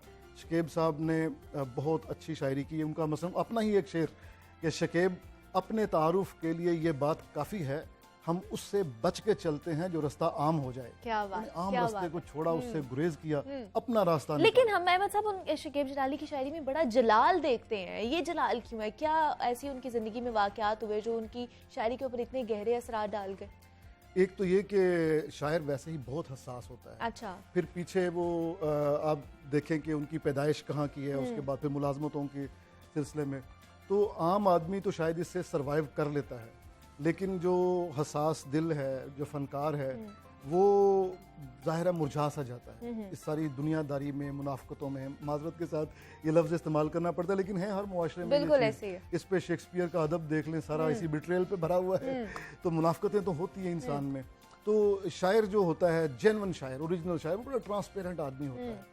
उस ज़रा सी आपको गर्म हवा लगी मुनाफकत की या सियासत, उस तरह की सियासत जो नेगेटिव है, वो बेचारे का कोमल सा दिल जो है ना वो मुरझाएगा। अच्छा। उस शीशे पे एक धुआं सा आ जाएगा। तो ये जो शीशे पे धुआं था, फिर ये नौजवान थे बिल्कुल, 32 साल की उम्र फनकार के लिए कुछ भी नहीं होती। एग्जैक्टली। तो वो तो अभी ग्रो कर रहा होता है, इन्होंने तो अभी बहुत सीखना था। एक जगह पे एक बड़े अजीम शायर ने कहा कि मैंने तो ये कहा था कि आप देखिएगा एक वक्त ऐसा आएगा ये फैज, फराज, नासिर काज़मी से आगे निकल जाएगा। कहते लेकिन अफसोस ये है कि एक ही साल बाद ये फौत हो गए। तो वो इम्कानात इंसान के ख़त्म हो जाते हैं ना, तो इसलिए मौत के साथ, मौत ज़िंदगी के साथ है ना जी सारे इम्कानात। तो इनके अंदर जो जलाल है वो जवानी की वजह से है, वो गुस्से की वजह से है, मुआशरे से जो इनको चाहिए था वो मुआशरे से मिल नहीं रहा था। अल्टीमेटली उन्हीं नफ्सियाती कश्मकशों में उलझनों का शिकार हो गए, उन्होंने अपने आप को ट्रेन के सामने डाला और खुदकुशी कर ली। बिल्कुल। लेकिन हमें इनकी शायरी के बारे में मजीद बताएगा, किन किन ख्यालात का उन्होंने अपनी जो है शायरी और इसमें बयान किया हुआ है? मतलब नाकदीन कहते हैं कि इनकी शायरी में बहुत सारे रंग हैं, लेकिन आप बता सकते हैं कि उनकी शायरी कौन कौन से रंगों से भरी हुई है? जी, जैसे मैंने अर्ज़ किया कि नज़म लिखना ये बकौल वज़ीर आगा ये एक जदीद तरीन जहन का ही मार्का हो सकता है, बेहतरीन नज़म कहना। अच्छा, बेहतरीन नज़म जो है वो इकबाल पे आके, मेरे ख्याल में इकबाल पे आके ऐसे अजमत के मायारात तय हुए कि जिसके बाद उसको फॉलो करना मुश्किल था। नून मीम राशिद ने, मजीद अमजद ने, मीरा जी ने अजीम नज़में कही हैं। उसके बाद हमारे जदीद शायर हैं अमजद इसाम अमजद साहब, उन्होंने रोमानवी नज़में कही हैं। लेकिन जो इकबाल की नज़म है वो आली शान है। वो आप उसको उर्दू में जहाँ भी आप ये समझें, अगर उर्दू नज़म का आलमी अदब के साथ मुकाबला करना है तो आप सिर्फ इकबाल ही की नज़म को उठाएंगे। तो ये बात है कि जो गज़ल है, नज़म में आप अगर हर मौजू पे लिखते हैं तो 10 मौजूआत पे भी लिखेंगे ना, 10 नज़में, तो अच्छी खासी ज़खामत बन जाएगी। गज़ल में वो एक गज़ल में सारे मौजूआत आ जाएंगे। इसलिए मेरा ये ख्याल है कि जो गज़ल है वो रंगारंग फूलों का गुलदस्ता बन जाता है एक गज़ल। अब अगली गज़ल लिखेंगे वो नए रंग लेके आएंगे। चूंकि ये शकीब साहब जो थे वो गज़ल के आदमी थे बुनियादी तौर पे, इनकी नज़मों में भी तगज़ुल था। ये इन्होंने नज़में कही हैं उस पर भी गज़ल का रंग गहरा था। वो कैसे हम पहचानते हैं? हम इसलिए पहचानते हैं कि जो तरबियत हमारी 2 मिसरों में बात कहने की जो तरबियत है वो नज़म में भी नज़र आती है। अच्छा, बाज़ लोग तो ये भी कहते हैं कि इकबाल भी गज़ल के शायर थे, उनकी नज़में भी तगज़ुल अपने अंदर समाये हुए हैं। अच्छा। लेकिन मैं इसे पूरी तरह एग्री नहीं करता। अलबत्ता शकीब साहब के बारे में पूरी तरह एग्री करता हूँ कि वो गजल के ही आदमी थे, उनकी तरबियत मतलब उनकी जो पहली मोहब्बत थी वो गजल ही थी। और इसी वजह से आपको उनमें कलर्स नजर आते हैं मुख्तलिफ तरह के। उसमें जलाल भी है, जमाल भी है, और उदासी की एक लहर। जो मसलन तूने कहा न था कि मैं कश्ती पे बोझ हूँ, तूने कहा न था कि मैं कश्ती पे बोझ हूँ, आंखों को अब न ढांप मुझे डूबता भी देख। क्या बात, कैसी उदासी की लहर है और क्या ललकार है और क्या ट्रेजेडी है इसमें। यानी पूरा ट्रेजिक ड्रामा एक तरफ हो और शकीब का ये शेर एक तरफ हो, तो ये बराबर होंगे तराजू में। मतलब वो 2 शेर में ही उन्होंने, मतलब एक शेर में ही उन्होंने इतना ज्यादा करके बता दिया है। वो सारी जो एक क्रक्स है उसमें हमें पता चल जाता है कि वो। हम और भी आपसे सुनना चाहेंगे उनकी कोई पसंदीदा जो आपको बहुत ज्यादा पसंद हो, उनकी गजल, कोई शेर जो आप हमारे साथ शेयर करना चाहें। जी बिल्कुल, मैं पेश करूंगा आपको। लेकिन उससे पहले इन्हीं अशार के बारे में ये कहा जाता है कि उनकी इमेजरी जो थी, इमेजेस जो बनाते थे वो बड़े ही पावरफुल होते थे। अच्छा। मिसाल के तौर पे उनका एक है कि आके पत्थर तो मेरे सहन में 2-4 गिरे। शेर देखिएगा कैसा आलीशान है। आके पत्थर तो मेरे सहन में 2-4 गिरे, जितने इस पेड़ के फल थे पसे दीवार गिरे। कि मेरे घर में एक फलदार दरख्त था, वो फल तो मुझे मिलना चाहिए था। लोगों ने बाहर से पत्थर मारे फल तोड़ने के लिए, फल बाहर गिरे, मेरे घर में सिर्फ पत्थर आए। तो ये एक आलीशान, देखिए आप इसकी इमेजेस देखिए। तो इसी तरह ये आगे क्या कहूँ दीदाए तर ये तो मेरा चेहरा है, क्या कहूँ दीदाए तर ये तो मेरा चेहरा है, संग कट जाते हैं बारिश की जहां धार गिरे। ये तो मेरा चेहरा है जो कि मांस का, गोश्त पोस्त का बना हुआ है। आंसू गिर गिर के इसमें क्रैक्स पड़ गए हैं, इतने आंसू तो पत्थर पे गिरते हैं तो वो फट जाता है। ये तो फिर मेरा गोश्त पोस्त का चेहरा था। कैसे इमेजेस हैं। तो ये है शकीब की अजमत के इमेजेस बनाता है, सिंबल्स बनाता है, जदीद लबो लहजा है उसका। लेकिन आज के अगर नौजवान नस्ल देखा जाए तो आपको क्या लगता है कहाँ पे वो लोग लाग करें, या नौजवान शायर की अगर बात की जाए तो इस तरह के शायर नहीं मिलते शकीब जलाली जैसे, कि उनके अंदर जलाल भी हो और डिफरेंट जो हमें एग्जैक्टली डिफरेंट चीजें उनके अंदर नजर आ रही हूँ। आपको क्या लगता है कहाँ पर लाग करते हैं? जी मसला ये है कि हमारी उर्दू शायरी इतनी रिच है कि इसने बड़े ग्रेट मास्टर्स ऑलरेडी पैदा कर रखे हैं। मीर हैं पूरी सदी पे हुई, गालिब हैं, और सबसे अबव ऑल इकबाल जैसा है। तो हम कहते हैं कि वो तो देवता है शायरी का। तो उसके सामने कहते हैं कि मीर और गालिब अपने अपने मुक़ल्लिदीन यानी अपने अपने फॉलोअर्स पैदा कर सकते हैं।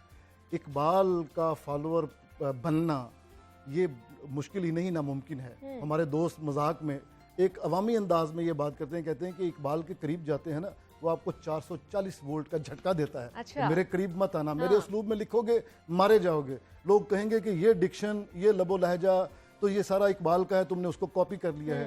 तो ये मसला है कि उर्दू गज़ल लिखने वाले नौजवान शुअरा जो हैं वो सबसे पहले क्या देखते हैं, वो देखते हैं अच्छा गालिब बनना है या इकबाल बनना है या मीर बनना है। वो गालिब के लहजे में लिखना शुरू कर देते हैं तो गालिब कंज्यूम कर देता है उसको। उनसे कहीं बेहतर तो वो ग्रेट मास्टर कह चुका है। गालिब ने गुंजाइश छोड़ी होती तो भाई आपका नाम बनता ना। इसी तरह मीर की अजमत ने कोई गुंजाइश छोड़ी होती, मीर अपने अपने वो शख्सियत में, अपने फ़न में मुकम्मल है, वो कामिल तरीन उस्ताद शायर है। तो उसने कोई गुंजाइश छोड़ी होती तो नौजवान शायर उसकी जगह खड़ा होता ना आके।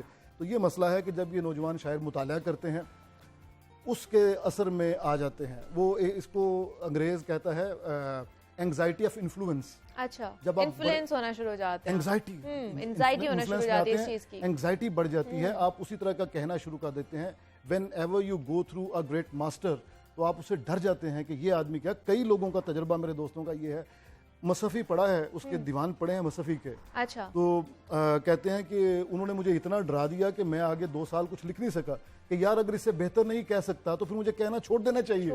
ये बात है। नौजवान इसलिए आज उस तरह से नहीं आ रहे कि वो गज़ल की तरफ जाते हैं तो या गालिब को फॉलो करते हैं या मीर को फॉलो करते हैं, और वो लोग हैं जो कि खा जाते हैं अपने फॉलोअर को। अपना अलग रंग मतलब निकालना अपना भी रंग खो देते हैं। बिल्कुल ये बात है। अपना रंग बनाने के लिए, अपना रंग जमाने के लिए आपका अपना मुताला होना चाहिए। और बिल्कुल उसकी अच्छी मिसाल दी जाती है, उस्ताद बड़ी अच्छी मिसाल देते हैं कि जो शहद की मक्खी का काम है वो हर फूल पे बैठती है। पीले रंग का फूल, लाल रंग का फूल, गुलाबी रंग का फूल, सफ़ेद फूल, हर जगह से रस चूसती है, लेकिन वो शहद बनाती है। उस शहद में उन तमाम का असर भी होता है, लेकिन वो शहद फूल से आया तो होता है लेकिन फूल पर पड़ा नहीं होता। इस तरह आपकी शायरी में नजर तो ना आए कि आप फलां को फॉलो कर रहे हैं या फलां का रंग आ गया। आप इन सब गुलदस्तों से जूस पिए, नेक्टर पिए, लेकिन अपने रंग में शेर कहें। शहद आपका अपना होना चाहिए। बिल्कुल ऐसा ही है। लेकिन आपको क्या लगता है अगर शकीब जलाली की वो कौन सी ऐसी नुमाइंदा अशार हैं या फिर गज़ल हैं जिन्होंने उनकी शोहरत को दवाम बख्शा है उनके जाने के बाद? जी, कुछ मैं निशानजद करके लेके आया था, मैं आपको पेश करता हूँ। मुझे गिरना है तो अब मैं अपने ही कदमों में गिरूं। मतलब गिरना, इंसान गिर जाता है ना कहीं रिक्वेस्ट करने के लिए। हाँ। मुझे गिरना है तो मैं अपने ही कदमों में गिरूं, जिस तरह साया दीवार पे दीवार गिरे। अब देखें कि ये वो अनानियत जो होती है, ईगो, एक नौजवान शायर की अजीम ईगो। तो ये लोगों ने, और मैंने जैसे आपको वो शकीब अपने तारुफ के लिए ये बात काफ़ी है, हम उससे बच के चलते हैं जो रास्ता आम हो जाए। क्या बात, ये आपको मैंने शुरू में कि ये कहता है बंदा कि भाई यानी ये खुद जानता था, इसको हम कहते हैं शायरी में ताल्ली, अपने आप को आली, अपने आप को आला बयान करना कि मेरे जैसा कोई भी नहीं है। और भी दुनिया में सुखनवर बहुत अच्छे, कहते हैं कि गालिब का है अंदाज़े बयां। और तो गालिब साहब इधर आगे बात कर रहे हैं कि मेरे से अच्छा कहाँ आपको मिलेगा। इस तरह शकीब साहब ये कहते हैं। और ये आपको वक्त की डोर खुदा जाने कहां से टूटे, किस घड़ी सर पे ये लटकी हुई तलवार गिरे। क्या अच्छा है कि वक्त को आपके सर पे लटकती हुई तलवार कहा, ऊपर से धागा कटा, तलवार आपको चीरती हुई दो हिस्सों में तकसीम करके चली जाएगी। तो ये वक्त ऐसी चीज है। क्या कहूँ दीदाए तर ये तो मेरा चेहरा है, संग कट जाते हैं बारिश की जहां धार गिरे। मुझे जाती तौर पे शकीब का ये शेर मैं समझता हूँ ये जिंदा शेर है, ये कई सदियों ट्रेवल करेगा। तो इस तरह काफी सारे हैं। इसीलिए तो हवा रो पड़ी दरख्तों में, इसीलिए तो हवा रो पड़ी दरख्तों में, अभी मैं खिल ना सका था कि रुत बदलने लगी। 32 साल की उम्र में कहता है कि मैं तो अभी खिला भी नहीं था। तो आपको समझ में आता है। और हवा का रोना दरख्तों के अंदर कि बारिश होना चाहती है लेकिन हो नहीं रही, दरख्तों पे अलबत्ता नमी आ गई है। ऐसी अच्छी बात है। ये शायर तो फिर शायरी होता है ना। न जाने क्या कहा उसने बहुत ही आहिस्ता, न जाने क्या कहा उसने बहुत ही आहिस्ता, फिजा की ठहरी हुई सांस फिर से चलने लगी। कि यानी फिजा पे भी मेरे, जिसको मैं अजीम समझता हूँ, महबूब जाहिर है, वो अगर फिजा के कान में सरगोशी करता है ना तो इस कायनात का निजाम दोबारा चलना शुरू हो जाता है। बेशक बेशक, कैसी अजीम बात है। क्या बात है, क्या बात है। शकीब जलाली साहब की क्या ही बात है। और उनके जो वो मुख्तलिफ रंग हैं वो हमने आज उस पर रोशनी डालने की कोशिश की है। उनकी शायरी के बारे में, उनकी ज़िंदगी के बारे में जानने की थोड़ी बहुत हमने कोशिश की और मेरे ख्याल से हम कामयाब भी हो पाए हैं। अहमद हमाद साहब हमारे साथ मौजूद थे, शायर हैं और अदीब है। अहमद साहब बहुत शुक्रिया आपके वक्त का, आप यहाँ पर आए हैं।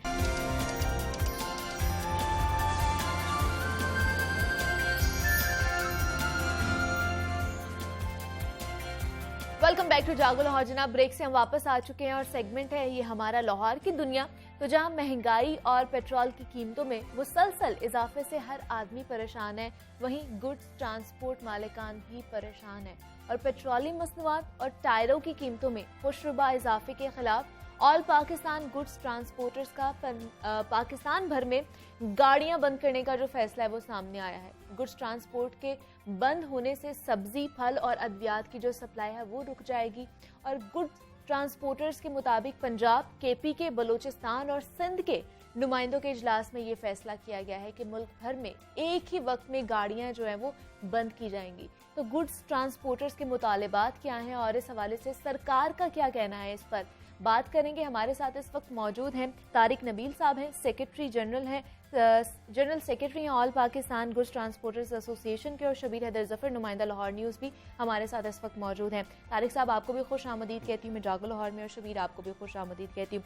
तारिक साहब आपसे ही आगाज़ करेंगे कि बताइएगा, गुड ट्रांसपोर्टर्स ने गुज़श्ता दिनों जो है हड़ताल का ऐलान किया है, किन वजूहात की बिना पर आप लोग हड़ताल करने जा रहे हैं और क्या आप लोगों के मुतालिबात पूरे नहीं हो रहे? कौन कौन से ऐसे मुतालिबात हैं आपके? देखिए जी कि इस वक्त जो हालात मुल्क की महंगाई के हैं उसमें डीज़ल जो सबसे ज़्यादा इस वक्त मुतासिर कर रहा है हर शख्स को पाकिस्तान के अंदर, इससे जो सबसे ज़्यादा मुतासिर ट्रांसपोर्ट हो रही है, गुड ट्रांसपोर्ट। उसकी वजह यह है कि ये ऐसा तबका है जिस पे गवर्नमेंट की इन्वेस्टमेंट कोई नहीं है। गवर्नमेंट हर इंडस्ट्री को सब्सिडी मिल रही है, हर इंडस्ट्री को बिजली में, गैस में, दीगर चीज़ों में, ड्यूटियों में उनको रिलीफ दिया जाता है। लेकिन वाहिद एक गुड्स ट्रांसपोर्ट जो कि पूरे मुल्क को जोड़ती है, इंटरनेशनली आपकी तजारत होती है, हर मंडी तक सामान पहुँचाना, चाहे कोरोना हो चाहे जंगी हालात हो, तो हम अपने मुल्क के साथ साथ अपनी फ़राइज़ सर अंजाम दे रहे होते हैं। लेकिन इस इंडस्ट्री को हमेशा इग्नोर किया गया है, जिससे देखें आपकी महंगाई बढ़ती है। जब डीजल टायर पहले 85,000 रुपये था, अब 1,35,000 रुपये पे चला गया। इसी तरह ऑटो पार्ट्स देख लें, उस पर कितने गुना ड्यूटी ऊपर चली गई। इसी तरह इसके कमर्शियल व्हीकल के ऊपर, तो जो कि एक आम आदमी के ऊपर इसका असर पड़ता है। जब किराए आपके डीजल के साथ साथ तकरीबन 3 माह के अंदर हमारे 30 से 35% किराए इंक्रीज हुए हैं। ठीक है। और उससे देखें हर शख्स मुतासिर हो रहा है। लेकिन हमारे बिल्कुल सकत नहीं है इस वक्त ट्रांसपोर्ट चलाने की, कराची से लेके पेशावर तक। इस वजह से हमने फैसला किया है कि अगर गवर्नमेंट हमें कुछ सब्सिडी नहीं देती, हमें हमारे साथ नहीं बैठती, हमें कोई रिलीफ नहीं दिया जाता, तो हम आगे ट्रांसपोर्ट नहीं चला सकते। ये वो तबका है जी जो सेल्फ मेड है, जिसपे गवर्नमेंट की इन्वेस्टमेंट कोई नहीं। अरबों रुपए, खरबों रुपए हम टैक्स देते हैं सालाना, लेकिन उसके बावजूद इस इंडस्ट्री को इग्नोर किया गया है। देखें, वफाक में हमारी नुमाइंदगी कोई नहीं है। ठीक है। लाहौर में वजीर ट्रांसपोर्ट साहब हैं, कभी हमने उनकी शक्ल नहीं देखी। अब देखें, हमारे मसाइल कौन सुनेगा, हमारी आवाज़ कौन सुनेगा? फिर हम यानी कि लाखों लोगों की वाबस्तगी है इस रोज़गार से, लाखों ख़ानदान पल रहे हैं इससे, और जो कि बिल्कुल सेल्फ मेड है, जो कि अपने पैसे से हम लोग ये सारा निज़ाम को चला रहे हैं। लेकिन गवर्नमेंट को इसमें अब रोल अदा करना होगा। अगर आवाम को रिलीफ देना चाहते हैं, आप महंगाई को कम करना चाहते हैं, हम उनको तजवीज़ देते हैं कि जी आए हमारे साथ टेबल पे बैठें, ठीक है। इसमें हमें डीजल पे सब्सिडी दी जाए, हमें टायरों पे ड्यूटी कम की जाए, कमर्शियल व्हीकल जो हैं वो उसकी जो प्राइजेस जो हैं उसके पे ड्यूटी जो ख़त्म की जाए, ठीक है। क्योंकि देखें ये कमर्शियल एक्टिविटी है, इससे आम आदमी को भी रिलीफ मिलेगा। जब हमारे प्राइजेस कम होंगी तो हर चीज़ की जो कीमत है वो कम होगी, और बिला सूद कर्जे किसानों को मिल रहे हैं, ठीक है जी, हर इंडस्ट्री को मिल रहे हैं, दूसरे शोबों को मिल रहे हैं, तो हमें क्यों नहीं दिए जा रहे? क्योंकि देखिए मेन अब बरतानिया में आपने देखा कि कमर्शियल व्हीकल जब हैवी ड्राइवर उनसे नहीं हुए मैनेज, तो पूरी दुनिया से उनकी तजारत कट गई, पेट्रोल डीजल ख़त्म हो गया। और हम वाहिद वो शोबा हैं कि जो पूरे मुल्क को जोड़ के रखते हैं, ठीक है। हर हालात में हमने मंडियों तक सामान पहुंचाना है, हमने पोर्ट इंपोर्ट भी लेके जानी है, एक्सपोर्ट भी लेके जानी है। सामान बना के आप रखते जाएंगे, जब हम नहीं लेके जाएंगे तो उस इंडस्ट्री के आपको चलाने का फायदा। तो आपका यही मुतालिबा है कि हमें सब्सिडी दी जाए तमाम चीज़ों के ऊपर। शबीर, आप मुझे बताइएगा कि हम देखते हैं कि गुड ट्रांसपोर्टर्स के जो मुतालिबात हैं, आपको क्या लगता है कितने जायज़ हैं? क्योंकि महंगाई तो सबके लिए है, इस वक्त कोई एक तबका नहीं है जो मुतासर हो रहा है, हर कोई ही इससे आम आदमी तक जो मुतासर हो रहा है। तो क्या लगता है आपको ये लोग कैसे ज़्यादा मुतासर हो रहे हैं? मुनीबा, बात असल ये है कि जो कारोबार अफराद हैं, जितने भी कारोबारी अफराद हैं, उनका कारोबार है, कारोबार मुतासर नहीं हो रहा। कारोबार तो वो कर रहे हैं, वो कभी भी अपने आप को लॉस नहीं करेंगे, ना उनका कोई नुकसान होगा। नुकसान होना है तो एंड कंज्यूमर का होना है, जो गरीब आदमी या आवाम है उसका होगा। ये गुड्स ट्रांसपोर्टर हैं, पब्लिक ट्रांसपोर्टर हैं, आप जिनको भी देखेंगे पब्लिक ट्रांसपोर्टर कहते हैं जी हमारा भी अखराजात पूरे नहीं हो रहे। अब ये गुड्स ट्रांसपोर्टर ये अपनी तरफ अपने मुतालबात, अब आप देखें 3 महीने के अंदर नुकसान तो उस वक्त देखा जाएगा कि अगर ये किराए ना बढ़ाते, ठीक है। 3 माह के अंदर तकरीबन उनको 35% से यानी कि किराया बढ़ाया गया है, ठीक। जहाँ पे आप अगर लाहौर से रावलपिंडी जाते हैं तो 18 से 20 हज़ार रुपये किराया था, अब वही किराया 18 से 20 हज़ार से बढ़ाकर 26 से 28 हज़ार किया गया है। अब नुकसान उस बंदे को होना है कि अगर फॉर एग्जाम्पल आप सब्जी मंडी में सब्जी आ रही है, फल आ रहा है, तो जब वो एक 15 हज़ार में पहले आता था, वो 20 से 22 हज़ार में आएगा, तो वो किराया सब्जी के ऊपर जाएगा। वो सब्जी जब जाएगी आगे शहरी के पास, आगे अफराद किसी भी आगे लोकल शहरों में जाएगी, शहरों में आगे मोहल्लों में जाएगी, वो जब हमारे पास सब्जी आनी है तो वो उसके ऊपर किराया लगेगा। वो तमाम अखराजात क्या हैं, आवाम को भुगतने पड़ रहे हैं। अब आप देखें इनके मुतालबात हैं कि जी पेट्रोलियम मसनूआत की कीमतों में हमें सब्सिडी दी जाए, उसके बाद इनके ड्यूटीज़ जो हैं वो ख़त्म की जाएँ, जितने भी टायरों के ऊपर ड्यूटी लग रही है उसको ख़त्म किया जाए। अब ये ड्यूटी ये वो काम है जो गवर्नमेंट के साथ इनके पहले भी मुतालबात चल रहे थे। अब तो पेट्रोलियम मसनूआत की कीमतों 3 महीने के अंदर डीजल की कीमत बढ़ी, उसमें ये जैसे कीमत रेज होती है वहीं पे ये अपना किराया बढ़ा देते हैं। अब या तो ये है कि किराया ना बढ़ाएं, किराए वही रखें पुराने वाले, फिर इनका तो ये है ना कि ये इनको नुकसान हो रहा है। मैं तो ये कहूँगा कि नुकसान उस वक्त इनको होगा कि जब ये किराया नहीं बढ़ाएंगे, क्योंकि किराया बढ़ाने से नुकसान इनका तो पूरा हो जाता है। नुकसान तो उस बंदे का है कि जो पीछे नीचे काम कर रहा है। अब देखें, अब आप चले जाएं अड्डों पे चले जाएं, बस अड्डों पे चले जाएं, जो वहाँ पे मजदूर है, लेबर है, उनकी मजदूरी वहीं के वहीं है, ठीक है। अगर उन्होंने 800 रुपया लेना तो उनको 800 ही दिया जा रहा है, उनका नहीं 800 से 1000 किया गया। अगर किराया कीमत शफल हो रही है, कीमतें शफल हो रही हैं, तो इसमें ये नहीं कि महंगाई की चक्की में वो नहीं पिस रहे, उनके लिए तो वही महंगाई तो उस तरह उनके लिए है, महंगाई मालकान के लिए नहीं है, ना महंगाई उन लोगों के लिए जो कारोबारी अफराद हैं। महंगाई है गरीब आदमी के लिए, सबसे छोटे के लिए, जो छोटा आदमी जिसकी 800 से 1000 रुपये जिसकी दिहाड़ी है उसको दी जाती है, उसके लिए महंगाई है। अब बात ये आ जाती है कि ये जा रहे हैं एहतजाज करने के लिए कुछ ट्रांसपोर्टर, पहले पब्लिक ट्रांसपोर्टर की तरफ से भी ऐलान किया गया था कि हम भी एहतजाज करेंगे। अब उनकी जानब से यह है कि जी हम अभी किराए बढ़ा रहे हैं, अब 15 को फिर एक्सपेक्टेड है कि डीजल या कीमतें बढ़ेंगी, तो उसके बाद अगला लाइम हम देंगे कि हमने गाड़ियां बंद करेंगे, क्या करेंगे। अब इनकी जानब से है कि ये नेक्स्ट वीक में हम ऐलान करेंगे। पहले होता था कि इनका पंजाब लेवल पे हड़ताल होती थी गुड्स ट्रांसपोर्टर्स की, अब ये कर रहे हैं पाकिस्तान लेवल पे, ठीक है। अब देखते हैं कि ये पाकिस्तान लेवल पे किस हद तक कामयाब होती है इनकी हड़ताल, इन्होंने क्या लाएअमल बनाया, ये तो बेहतर ये बता सकते हैं कि इनका लाएअमल क्या है, कि ये कैसे इसको कामयाब कर पाएंगे और ये कब से ये हड़ताल पे जा रहे हैं। तारिक साहब क्या कहेंगे इसके ऊपर, क्या मौक़िफ़ है आपका? देखिए, जो शबीर भाई ने बात की है बिल्कुल ठीक है कि जी किराए बढ़ते हैं, लेकिन देखें हम भी इस मुल्क के शहरी हैं, जितना सिर्फ डीजल का 50% इम्पैक्ट आता है, दीगर हर चीज़ हमने भी ग्रोसरी खरीदनी है, हमने भी फल फ्रूट खरीदना है। लेकिन देखें हमारा कराची आने जाने का जो इस वक्त 800 से 1000 लीटर डीजल है वो तकरीबन 1,43,000 रुपये का सिर्फ डीजल बन जाता है। 17,000 रुपये हम टोल प्लाजा दे रहे हैं, ठीक है जी। उसके बाद मोटरवे के चलान है 10,000 रुपये, वो फिक्स हैं।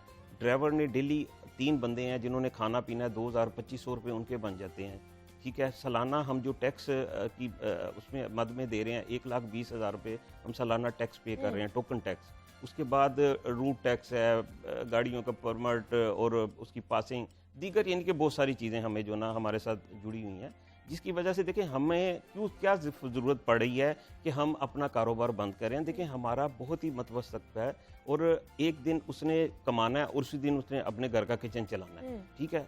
तो हम इतने मजबूर हो चुके हैं, हमें कराची आने जाने से कोई फायदा नहीं हो रहा, उल्टा नुकसान हो रहा है। 20-25 हज़ार रुपए यानी कि इंक्रीज किराया जब बढ़ा दिया जाएगा तो नुकसान कैसा फिर? देखिए किराया सिर्फ खाली डीजल से नहीं होता, देखिए दीगर टैक्स जो हमारे ऊपर लगाए जा रहे हैं, दीगर चीजें, देखिए मैंने जो इनको बोला है कि अगर बाकी इंडस्ट्री को आप सब्सिडी दे रहे हैं, अकोमोडेट कर रहे हैं, हमें क्यों नहीं किया जा रहा? अच्छा। देखिए ना ये भी तो एक इंडस्ट्री है ना। आपकी हुकूमत से बात हुई, उन्होंने कोई यकीन दहानी कराई कि मसाइल हल किए जाएंगे और आप लोग हड़ताल जो है उसको मौखर कर देंगे या कोई ऐसा बात? अल्लाह करे आपके चैनल से हमारी आवाज उन तक पहुंच जाए, क्योंकि इस वक्त गवर्नमेंट नाम की चीज तो कहीं नजर नहीं आ रही। अच्छा। अब देखें, अब जो पीछे मैं एक छोटा सा इसमें ऐड कर दूं कि जब ये कंटेनर पकड़ते हैं, जब ये कोई धरना आ जाता है, कोई जलसा जुलूस आ जाता है, तो इससे पूरी दुनिया में पाकिस्तान की बदनामी है, ठीक है।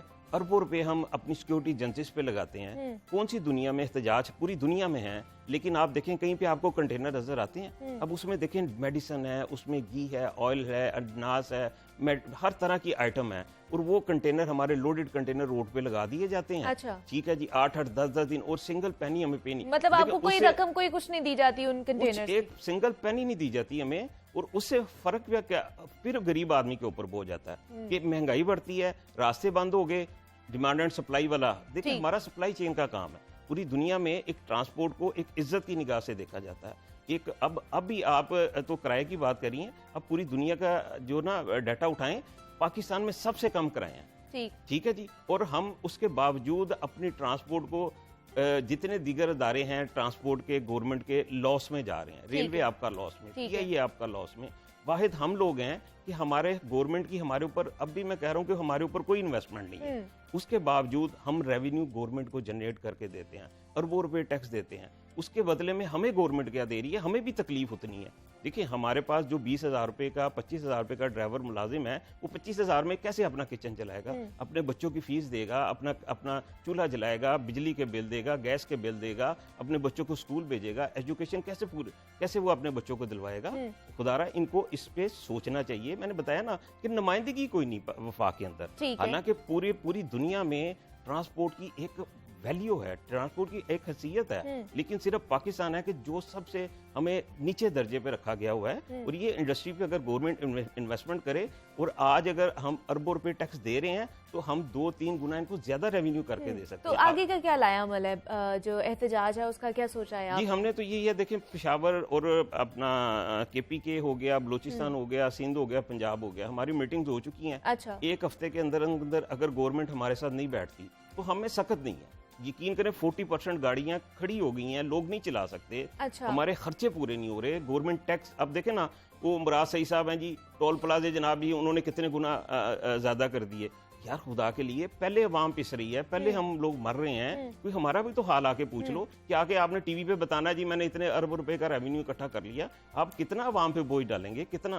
देखें जितना आप लोग मुतासर हैं उतना हम भी मुतासर हैं।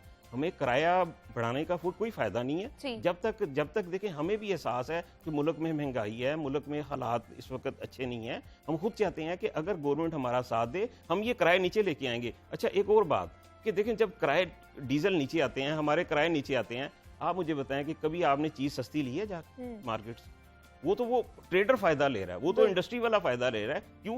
कि हमारे इदारे सोए हुए हैं। जब आप चीज, हमारा भी हम ऐलान भी नहीं करते, सुबह आपको 4 रुपए, 1 रुपए, 2 रुपए, 5 रुपए की चीज महंगी मिल रही है। जब वो डीजल प्राइस वापस आती है, हमारे किराए नीचे आते हैं, तो चीज तो हम उतने में खरीद रहे हैं, उसको किसने ठीक करना है, उसको किसने देखना है। बिल्कुल ऐसा ही है, सही है। और अगर ये लोग हड़ताल कर देंगे तो ऑब्वियसली वो जो चीजें हैं वो और ज्यादा महंगी हो जाएंगी और आवाम को आवाम पे बोझ पड़ेगा। बिल्कुल ऐसा ही है। ये तो हुकूमत के लिए है कि हुकूमत इसको कैसे देख रही है, कब देखेगी, कब करेगी, कब काम करके इसके ऊपर इनको देखेंगे कि ये जा भी रहे हैं या नहीं, या इनको वैसे देखना चाह रही है हुकूमत कि इनके अंदर क्या कैपेसिटी। अब ये बताएंगे कि एग्जैक्ट डेट क्या है, एग्जैक्ट डेट क्या है। बिल्कुल ऐसे ही है। तारिक साहब क्या कहेंगे, कौन सी डेट्स जो है वो फिक्स की गई हैं एहतजाज के लिए? देखिए जी, मैं इनको गवर्नमेंट को 1 हफ्ते का टाइम दे रहा हूँ, अच्छा। क्योंकि हमारी मीटिंग्स चल रही हैं। 1 हफ्ते के अंदर अंदर अगर ये हमारे साथ टेबल पे बैठते हैं, अभी भी देखें ये कह रहे हैं जी कि हम किराए बढ़ाते हैं, हम अपना वो उधर से जो अपना नुकसान नहीं करते।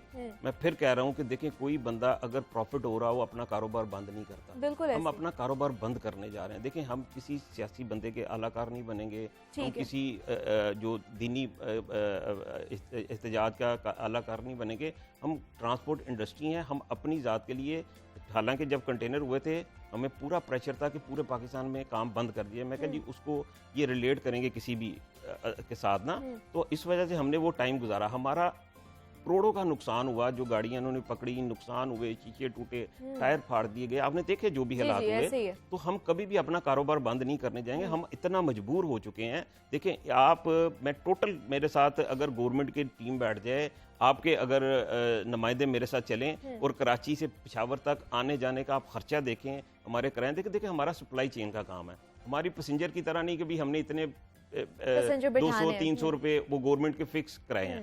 गवर्नमेंट हमारे साथ फिक्स कर ले, ठीक है, हमारा पर किलोमीटर कर ले, पर मैट्रिक टन, पर केजी कर ले, इस तरह से हमारे भी किराए फिक्स कर दे। हमें भी देखें, पूरी पाकिस्तान में GFL लाइसेंस का कहीं पे भी नाम नहीं है, हम वैसे ही काम कर रहे हैं। दुनिया में कहाँ पे है कि आप लीगल ना करें? जो अरबों रुपए टैक्स दे रहे हैं, आपने आज तक GFA goods forwarding agency licence ही नहीं इशू किए हुए। और कोई भी जिसका दिल करता है वो जहाँ पे भी अड्डा खोल के बैठ जाए। हम खुद कहते हैं कि इसको ऑर्गेनाइज होना चाहिए।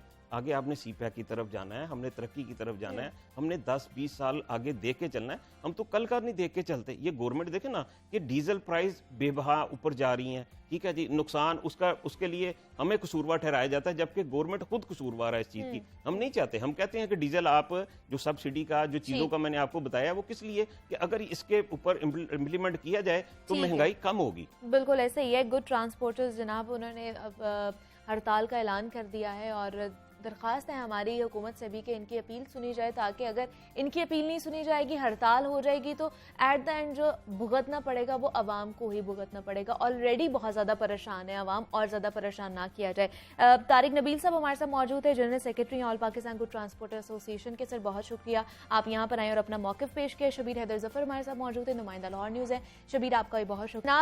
अब मुझे आपने इजाज़त देनी है, टाइम हमारा ख़त्म हो चुका है। अपना बहुत सारा ख्याल रखिएगा, कल आपसे दोबारा मुलाकात होगी, तब तक के लिए अल्लाह हाफ़िज़।